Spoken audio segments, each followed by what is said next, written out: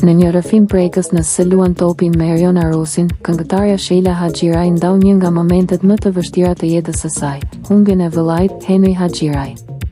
Vetëm përmendja e emrit të tij e solli menjëherë në lot. Gjithmonë më ka përkrahur në mënyrën e tij. Më mungon çdo ditë.